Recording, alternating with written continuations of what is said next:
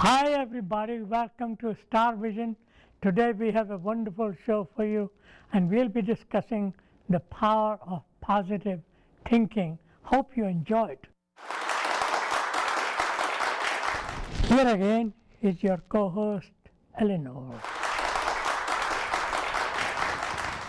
Today's topic is positive thinking, so I have some questions for Ostaro. Firstly, Ostaro, in your book, The Art and Craft of Success, you mentioned that there are places for love, money and health. Can you explain? That's very true.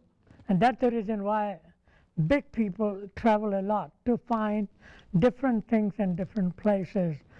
Something you might find in Chicago, something in Los Angeles, some in New York City. You can come here, make money. If you want theater, you go to New York City. If you want to be a movie star, you go to Los Angeles. So what does it mean? What it means is that in life things are scattered. What is your purpose in hosting this show? I think my purpose is to get very, very filthy rich and get all the money and rob all the poor people. No, that's not what it is. My purpose of doing this show is to empower the young people of the resources and the knowledge I have gained over the years, to give them the answers to the questions that they have. That there is a big disconnect between the American family and their parents. And this show has been designed to provide the youth of today the answers that they seek. Are you optimistic about the future of this country?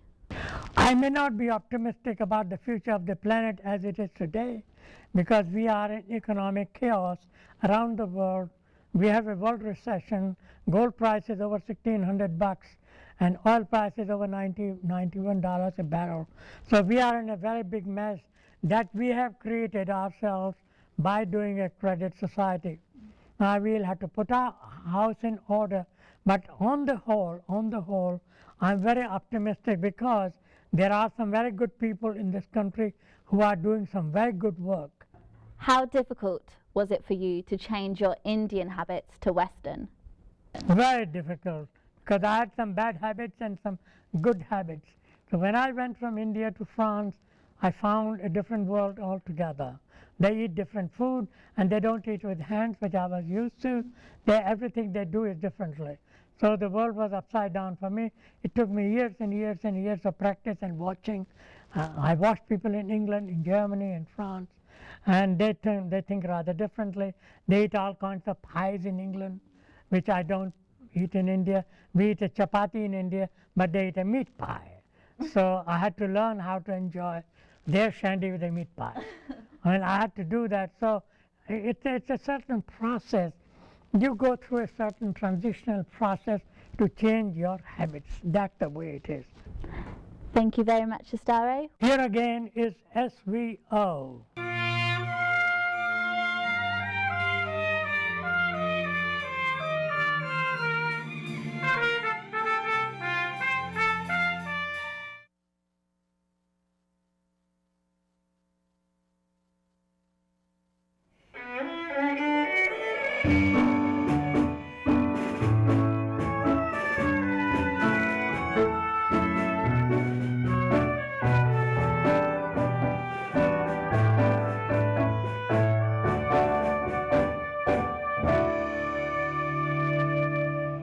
Our first guest is Danielle Pashko, and she's a personal wellness coach, a yoga instructor, nutritional consultant, can do more than I can, and an art therapist. So please welcome Danielle Pashko. Danielle. Hello. Hello, hi, thank you for having me. So what is a personal wellness coach? How you have to be personal? Well, personalized always helps, because people have a number of issues that they need coaching with, and you know, it encompasses a lot of different things. But do you think there are people who are very hard to coach? And Yeah, an old those dog are my doesn't favorite love the new clients. tricks. So how do you deal with an old dog who doesn't need coaching? What do you do with them? It takes a You little get them bit. drunk or something? You know, it takes a little bit of being a therapist. I want to Okay. know what's your background? What is it that you have done that led you to become a coach? Of course. So when I was a little girl, my mother was very sick with cancer, and she passed away in her early 30s. I was 13 years old. And when she was going through this, she was seeing all these different doctors.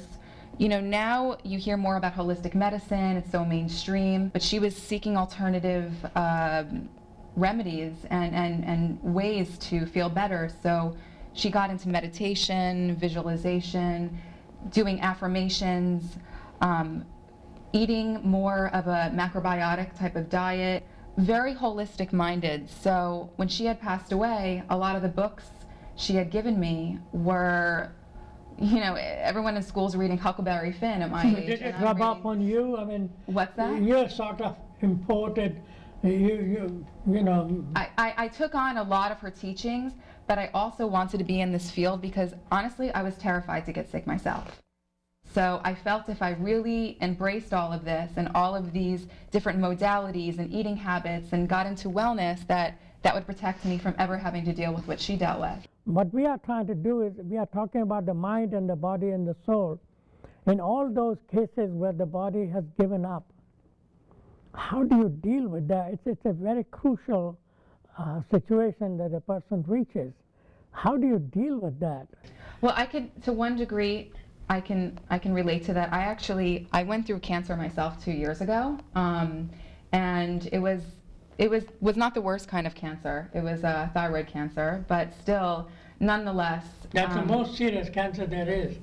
It's a thyroid is the most important of the glands. And it affects everything. Your thyroid affects your metabolism, your sleep, your hormones. I mean, every function in your body. And I went through a lot of physical trauma. I really thought, oh my God, how am I going to get out of this? And someone who knew everything in the health world. And then here I am working with doctors, working with clients, telling them what to do, and then experiencing this. So, you know, you have to make a choice. Am I going to give up and Right. let myself give in to feeling this way? Or am I going to move past it? And really, I think that helped me with my own clients that I see now, because you see what they're going through, but you can really relate it to yourself. So it's not just someone who's telling them as an outsider, like, this is what you should be doing, but actually having lived it, it first becomes a sensitivity, and then really, you know, understanding and talking with them, even sharing your own experience can help. Ladies and gentlemen, you are watching Star Vision, and we are talking to Danielle Pashko, who is a wellness coach.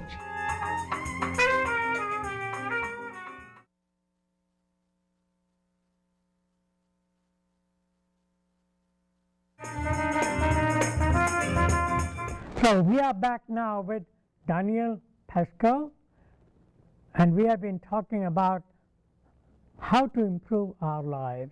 So she's sharing with us some of her personal experiences as a coach. She's a wellness coach. So you were talking about yourself. So how long is what time did it take you from stage 1 to the stage 2 when you were able to actually help other people and become a practicing coach? The way I began my career, I was working these health expos in New York. And I would give out my business card and say, oh, I do energetic body work, I do healing. And guys would say to me, really? You know, and they didn't understand what that really meant, you know? And I said, okay, if I'm going to be doing this, taking seriously, I'm going to take the next step and become a licensed massage therapist, so I can actually practice the healing arts. So I moved into that. Do people understand this phrase, wellness coach, or do you have to explain to them or translate in their own language? How do you give this message to people? Right, I have to translate it. It depends on who my client is. I might have someone who's totally overweight and just wants to come to me because they want to be in shape and look better, and they want to get a date with a hot girl. Then I may have somebody else who travels all over, totally stressed out at work, never sleeps, and high levels of stress. And for them, wellness means, how do I relax? Is there a different technique in dealing with a man than with a woman? It depends what their end goal is. I actually do work with a lot of men.